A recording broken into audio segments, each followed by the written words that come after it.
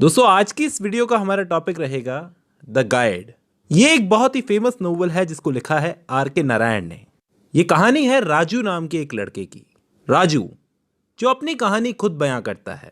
इसका जन्म हुआ था मालगुड़ी नाम के एक गांव में एक शॉपकीपर के घर में। जिस वक्त ये बड़ा हो रहा था उस वक्त इंडिया में बहुत बड़े बड़े चेंजेस आ रहे थे।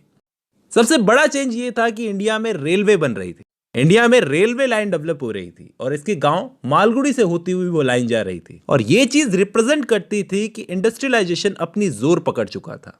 उस वक्त मॉडर्नाइजेशन आ रहा था और इसी रेलवे लाइन ने इसकी और इसकी फैमिली की जिंदगी हमेशा के लिए चेंज करके रख दी, क्योंकि इसके फादर को वहीं रेलवे स्टेशन पर अपनी एक शॉप डालने का मौका मिला। लेकिन फैमिली की किस्मत थोड़ी खराब थी।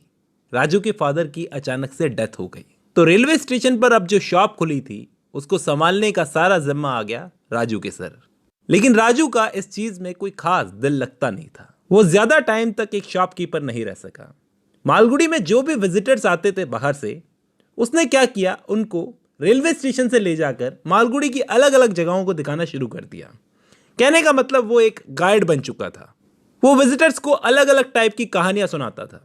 वो एक अच्छा गाइड तो था लेकिन अच्छा शॉपकीपर नहीं था। उसके कस्टमर्स उससे और उसकी कहानियों से बड़ा इंप्रेस होते थे और ऐसे ही उसकी रेपुटेशन एज अ गाइड इतनी फेमस होती चली गई कि अब वो चारों तरफ रेलवे राजू के नाम से फेमस हो गया। सब लोग उसे रेलवे राजू के नाम से जानने लगे। अब एक दिन एक विजिटर इसके पास में आता है, एक कस्टमर इसका, जिसका नाम था मार्को मार्को पोलो। एक सीरियस टाइप का पढ़ा लिखा कस्टमर था। वो इंडिया की एंशिएंट सिविलाइजेशन को पढ़ने के लिए आया था, मालगुड़ी रिसर्च करने के लिए आया था। वो यहाँ की केव पेंटिंग्स देखने आया था, यहाँ पे मंदिरों पे जो आर्किटेक्चर था उसको देखने आया था और उसने अपना गाइड चुना राजू को। राजू जो यहाँ के बारे में काफ़ी कुछ जानता था, यहाँ की साइट्स के बारे में जानता था और अच्छे से एज ए टूरिस्ट गाइड वो उसको गाइड कर सकता था। लेकिन राजू को ये आदमी कुछ ज़्यादा पसंद नहीं आया। अब इसकी वजह क्या थी? सबसे पहला तो ये आदमी थोड़ा घमंडी था और दूसरा सब चीज़ों पर अपना कंट्रोल चाहता था। लेकिन हमारे राजू ने इस आदमी का साथ नहीं छोड़ा। इसकी वजह थी कि उसी वक्त राजू की मुलाकात होती है उस मार्को की यंग ब्यूटीफुल वाइफ रोजी से। जब मार्को यहां पर आया उसी के थोड़े समय बाद में वो भी इसी टाउन में आ गई। राजू तो जैसे उस औरत को देखते ही दीवाना सा हो गया। भले ही उस औरत का नाम एक फॉरेन नाम पे था, मतलब बाहर की औरत का नाम था, लेकिन वो एक इंडियन थी और वो बहुत ही अच्छा इंडियन क्लासिकल डांस भी जानती थी। जब उसने रोजी को डांस करते हुए देखा तो उसने रियलाइज किया कि ये एक ग्रेटेस्ट डांसर है जो उसने आज तक देखी। अब रोजी के और करीब जाने के लिए राजू उसकी और उसके हस्बैंड की बेमतलब की केयर करने लगा। जब ये इन दोनों के ज्यादा करीब हो गया तो इसे समझ में आ गया कि इन दोनों की लव लाइफ में, हस्बैंड वाइफ की लाइफ में कुछ अच्छा नहीं चल रहा है, कुछ तो प्रॉब्लम है, क्योंकि बात बात पर दोनों में झगड़े हुआ करते थे। राजू इनके साथ अलग अलग जगहों पर अलग अलग लोकेशंस पे जाया करता था और एक दिन जब ये इनके साथ में गया तब इसको मालूम पड़ा रोजी से कि रोजी अपने हस्बैंड से इस शादीशुदा लाइफ में डिससेटिस्फाइड है। और सबसे बड़ा रीजन ये है कि वो अपनी वाइफ को अपने काम के अंदर बिल्कुल भी दखलंदाजी देने नहीं देता। वो कहता है कि मेरे काम से दूर रहो। और वो जो डांस करती है, जो उसकी फैमिली सदियों से करती आई है अब तक, जनरेशन से, उस डांस के आर्ट को वो कुछ नहीं समझता। बस यही डिससेटिस्फेक्शन का फायदा लेकर राजू रोजी से फ्लैटरिंग करना शुरू कर देता है।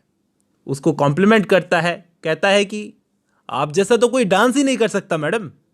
और राजू की इन्हीं चालाकियों के साथ साथ रोजी और राजू का अफेयर शुरू हो जाता है behind the back of Marco की पीठ पीछे। रोजी को बड़ा पसंद आया कि राजू ने उसकी तारीफ की। वो ये बात अपने हस्बैंड से जाकर बोलती है। वो कहती है अपने हस्बैंड को कि मैं क्लासिकल डांस में अपना करियर बनाना चाहती हूँ, लेकिन मार्को मना कर देता है। यही एक्सपेक्टेड था उससे। ये सुनकर उसे गुस्सा आता है और इसी गुस्से में अनजाने में वो कह जाती है कि उसका राजू के साथ अफेयर चल रहा है। वो आदमी जो उसकी हमेशा तारीफ करता रहता है, हमेशा उसके टैलेंट की तारीफ करता है जो उसके हस्बैंड को करनी चाहिए, और इसी वजह से दोनों हस्बैंड वाइफ में लड़ाई हो जाती है।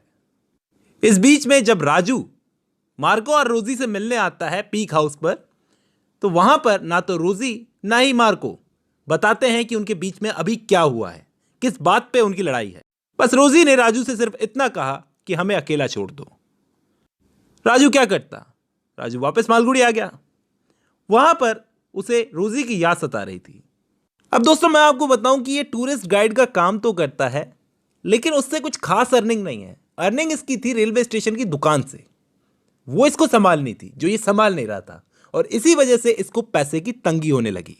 अब एक दिन कुछ हफ्तों के बाद में राजू के घर आ जाती है रोजी, अपना सामान लेकर इसके घर के सामने। अब इसके घर में इसके साथ में इसकी माँ रहती थी, जो एक ट्रेडिशनल वुमेन थी। वो बड़ी सरप्राइज हो जाती है देखकर कि एक जवान औरत इसके साथ में। शुरू शुरू में तो उस ओल्ड लेडी को यानी इसकी माँ को कोई प्रॉब्लम नहीं होती उस औरत को देख के, लेकिन आप ये सोचोगे कि रोजी यहां पर आई क्यों है। रोजी राजू से बोलती है कि उसके हस्बैंड मार्को ने उसे छोड़ दिया। राजू बड़ा थ्रिल्ड फील करता है रोजी को अपने घर में देखकर, क्योंकि रोजी से काफी टाइम से मुलाकात नहीं हुई थी। वो अब भी उसके डांस का दीवाना था, उसके डांस की तारीफ करता था। इनफैक्ट रोजी उसी के घर में रहकर अपने डांस की प्रैक्टिस किया करती थी। लेकिन इसके घर में प्रॉब्लम तब शुरू हो गई जब इसकी मां को पता चला कि रोजी एक मैरिड वुमेन है और अपने हस्बैंड को छोड़कर आई है। ऐसी अफवाहें मार्केट में उड़ रही है। और सबसे बड़ी बात तो ये है कि ये रोजी एक डांसर फैमिली से है, यानी ये बिलोंग करती है एक लोअर कास्ट से। और राजू इस वक्त कुछ कमाता तो है नहीं। वो रेलवे पर जो इसकी दुकान है वो कोई और ही संभाल रहा है। रेलवे शॉप पर जो भी सामान आ रहा है, कितना सामान आ रहा है, कुछ भी हिसाब किताब इसके पास है नहीं। एक सेठ जो इसको होलसेल में सामान देता था रेलवे शॉप के लिए, वो राजू से पैसे मांगने लगा। वो उसको कोर्ट तक घसीट के ले गया कि अपने पुराने कर्जे वापस करो।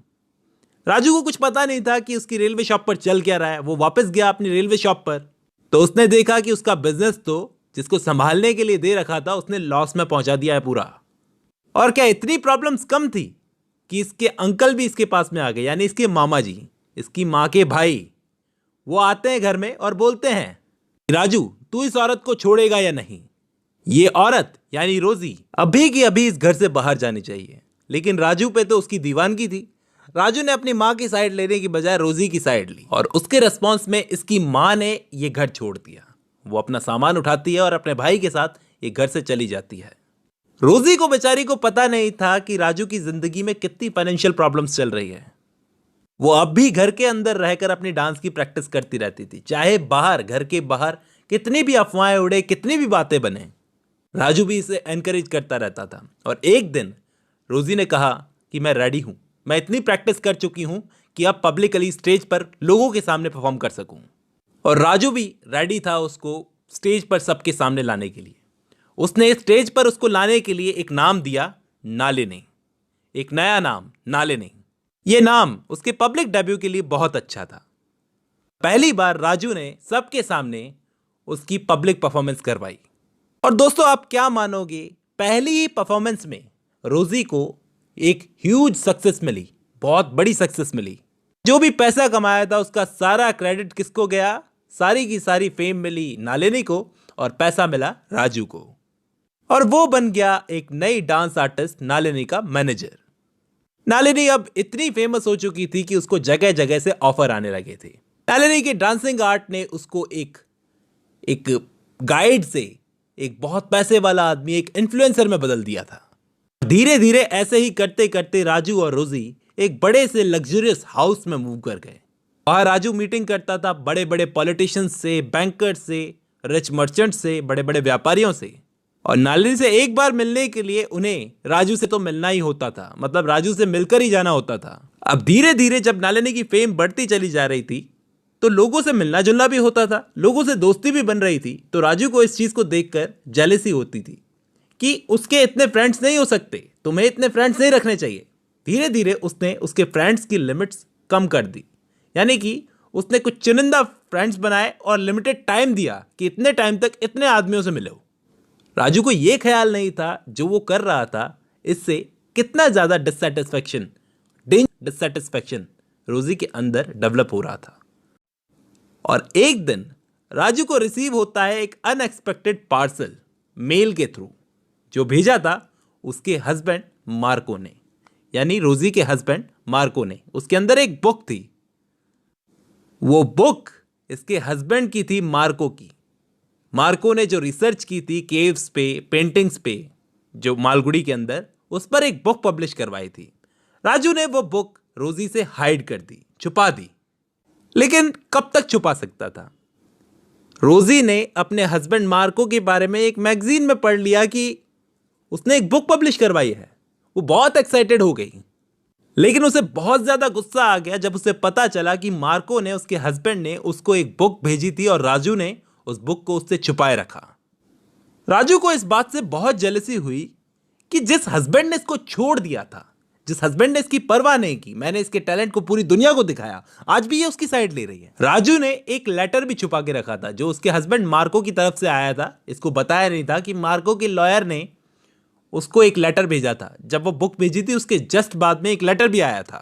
वो लेटर कुछ ज्वेलरी के बारे में था जो मार्को रोजी को देना चाहता था।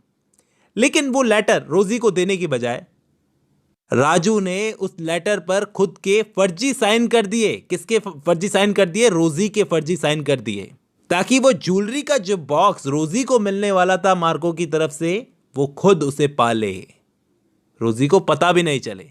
लेकिन लॉयर्स का भेजा हुआ लेटर था जी, इतनी आसानी से छुपने वाला थोड़ी था। फर्जी साइन छुपते हैं क्या? राजू को पकड़ लिया गया और एक्सपोज कर दिया गया पुलिस के सामने। पुलिस सुपरिटेंडेंट ने क्या किया? एक वारंट निकाला राजू को अरेस्ट करने का, और उसे पुलिस के द्वारा फोर्स किया गया रोजी के सामने सब कुछ सच सच बताने के लिए। रोजी, जो अब लगातार डांस करते करते थक चुकी थी, लेकिन फिर भी वो राजू के लिए डांस करती थी, उसे ये बात जब पता चली तो वो अंदर से टूट सी गई।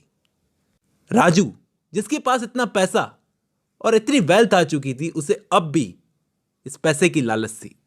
और आप कितना भी पैसा कमा लो, लेकिन आप पर जब ऐसा इल्जाम लगता है तो सब कुछ तबाह हो जाता है। राजू के साथ भी ऐसा हुआ। लॉयर्स उसे बचा नहीं सके। ऐसे फ्रॉड करने पर उसे 2 साल की सजा सुनाई गई। और राजू जब जेल में गया तो हर न्यूज़पेपर, हर अखबार में उसकी तस्वीर थी।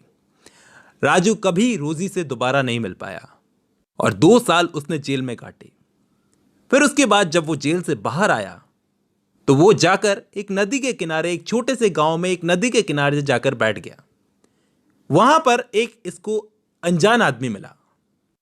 वो इसकी तरफ देख रहा था, बहुत अजीब ढंग से देख रहा था। उस आदमी का नाम था वेलन।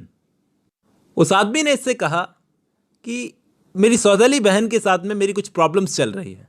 मैं अपनी बहन की शादी करना चाहता हूं किसी आदमी से और वो मान नहीं रही है। वेलन पता नहीं क्यों इस राजू को कुछ समझ रहा था।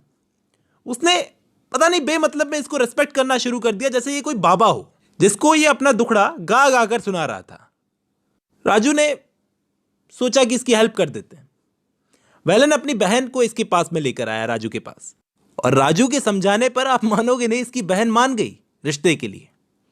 और फिर इसकी पॉपुलैरिटी जो बढ़ी राजू की, वेलन ने चारों तरफ फैलाना शुरू कर दिया कि ये एक आदमी है जिसके पास में कुछ पावर्स हैं, ये एक होली मैन है, एक स्पिरिचुअल गाइड, यानी एक बाबा है।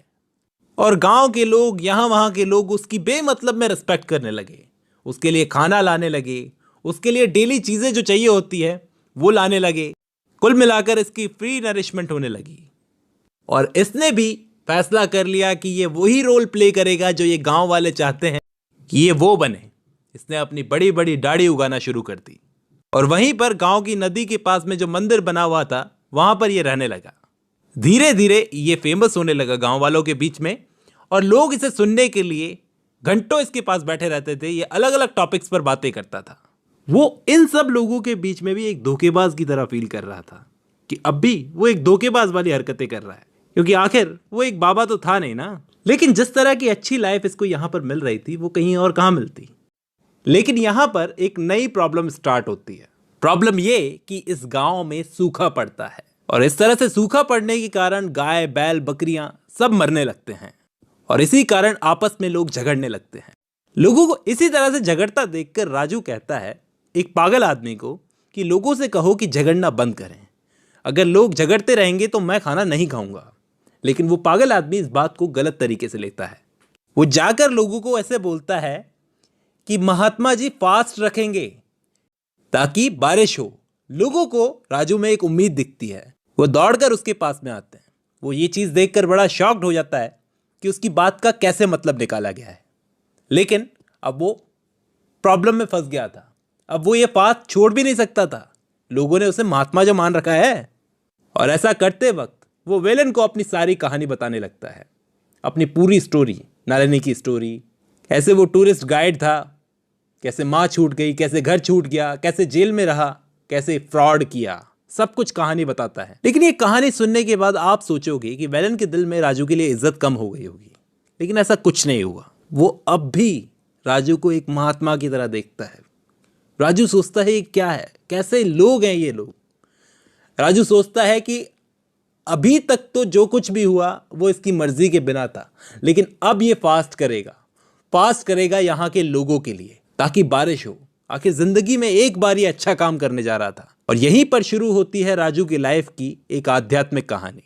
राजू का ये व्रत 2 हफ्ते तक चलता है और तब तक आसपास के एरिया में ये बात बड़ी फेमस हो जाती है। कोई स्वामी जी हैं जो व्रत कर रहे हैं। टीवी चैनल्स में दिखाया जाता है, अखबारों में दिखाया जाता है, चारों तरफ ये दिखाया जाता है कोई संत व्रत कर रहा है बारिश के लिए। और राजू यूं ही बैठा रहता है, बस उम्मीद में, आस में कि बारिश होगी। 2 हफ्ते तक ये व्रत चलता है और इस व्रत के आखिरी दिन राजू अब बहुत वीक हो चुका होता है। वो नदी में जब पूजा करने के लिए जाता है, जैसे वो रोज जाता है, वहीं पर बेहोश होकर गिर पड़ता है। बहुत कमज़ोर हो चुका था। विलेन उसके पास में आता है तो वो बोलता है, मुझे लग रहा है पहाड़ी पर बारिश होगी। और इसी के साथ यहीं पर ये कहानी ख़त्म होती है दोस्तों। बहुत ही कंफ्यूजिंग एंडिंग है। आर के नारायण ने इसी तरह से इस स्टोरी को लिखा है, इसी तरह से इसकी एंडिंग को लिखा है। और इसके बाद कुछ क्लियर नहीं है, रीडर्स की इमेजिनेशन पर छोड़ दिया, वो क्या सोचते हैं कहानी के बारे में, कि कहानी में आगे क्या हुआ होगा। ये बात बिल्कुल क्लियर नहीं है कि बारिश हुई या नहीं हुई, क्या राजू मर गया, आगे क्या हुआ, कुछ भी क्लियर नहीं है। और यहीं पर ये नोवेल खत्म होती है दोस्तों। उम्मीद करता हूँ आज की वीडियो आपको पसंद आई होगी। आज की इस वीडियो में बस इतना ही।